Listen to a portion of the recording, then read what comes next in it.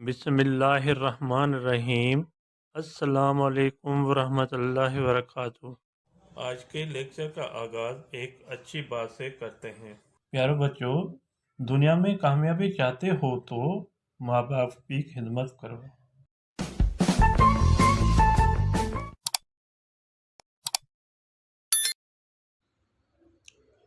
जी student, आज के topic हमारे हैं मिर्ज़ा खलील बेग सबक।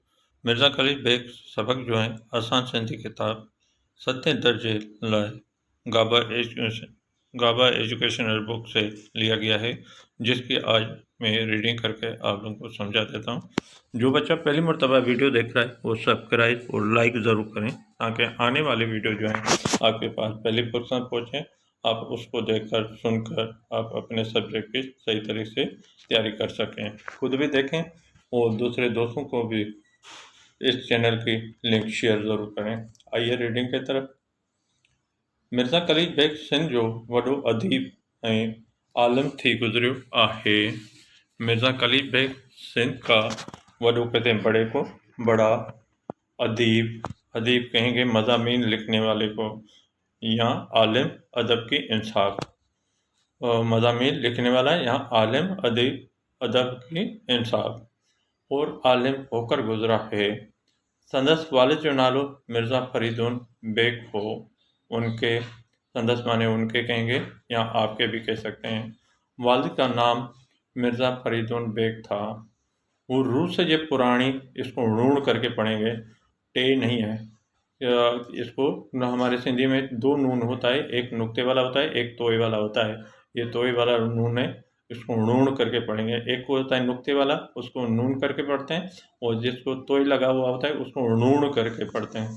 पुरानी रियासत जॉर्जिया जो रहा को हो, वो रूस के पुरानी रियासत जॉर्जिया का रहने वाला था। रहा को कोई दो मीनिंग बता रहा हूँ, एक को कहते हैं बाशिंदा और दूसरा कहेंगे रहने वाला। जिदा जंग में गिरफ्तार थी ईरान ऐं पोइ हैदराबाद सिंध में आयो। जिता कहते हैं जहाँ जंग में गिरफ्तार होकर ईरान और फिर हैदराबाद सिंध में आए। जिते खें 7 अक्टूबर 1853 7 अक्टूबर 1853 ईस्वी पर मिर्ज़ा खलील बेग पैदा हुए। मिर्ज़ा खलील बेग टंडे ठोड़े हैदराबाद में जाओ। मिर्ज़ा खलील बेग टंडे ठोड़े हैदराबाद में पैदा हुए। Second paragraph. मिर्ज़ा खलील बेग नंढपण खां ई होशियार ऐं ज़हीन हुओ। मिर्ज़ा खलील बेग नंढपण कहते हैं बचपन को, बचपन से ही होशियार ज़हीन था। खेस इल्म पिराइण जो ॾाढो शौक़ हो। उनको इल्म हासिल करने का, पिराइण माने हासिल करने को कहते हैं, हासिल करने का बहुत शौक़ था। हिन इब्तदाई तालीम ॻोठ में आखमद शफ़ी मोहम्मद वटां हासिल कई। उसने या उन्होंने इब्तदाई कहते हैं शुरुआत को, जो स्टार्टिंग तालीम होती है। इब्तदाई तालीम गाँव में, ॻोठ कहते हैं गाँव को, गाँव में आखमद शफ़ी मोहम्मद जगह का नाम है। से वटा माने से कहेंगे हासिल की। उन खां पोइ सिंधी स्कूल में दाख़िल थियो। उसके बाद सिंधी स्कूल में दाख़िल हुए, जिते सिंधीअ सां गॾु फारसी, अरबी ऐं अंग्रेज़ी तालीम भी हासिल की है। जहाँ सिंधी के साथ फारसी, अरबी और अंग्रेज़ी तालीम भी हासिल की। हैदराबाद जे हाई स्कूल मां मैट्रिक जो इम्तिहान पास करे वधीक तालीम लाइ बम्बई हले वियो। हैदराबाद के हाई स्कूल से मां माने से कहेंगे मैट्रिक का इम्तिहान पास करके मज़ीद या ज़्यादा, वधीक की दो मीनिंग बता रहा हूँ, मज़ीद भी कह सकते हैं और ज़्यादा भी कह सकते हैं, तालीम के लिए बम्बई चला गया।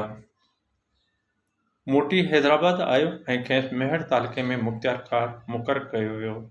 वापस, मोटी माने वापस कहेंगे, हैदराबाद आए और उनको या उन्हें मेहर तालुके में मुक़ररु किया गया।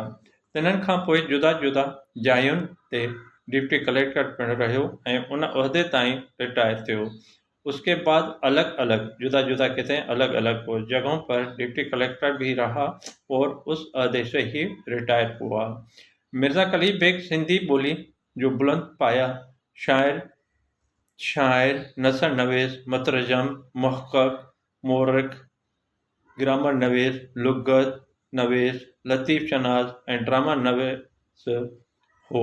मिर्ज़ा कलीम बेग सिंधी ज़बान के बहुत बड़ा शायर, बुलंद पाया माने बहुत बड़ा कहेंगे, नसर नवेस तर्जमे करने वाला, मुतरजम माने तर्जमे करने वाला कहेंगे, मुहक्कक तहकीक करने वाला, मोरख कहते हैं लिखने वाला या तारीख दान, ग्रामर नवेस, लुगत नवेस, लतीफ़ शनाज और ड्रामे नवेस थे। मिर्ज़ा कलीम बेग जी मुख्य मशगूली पढ़ण लिखण हुई।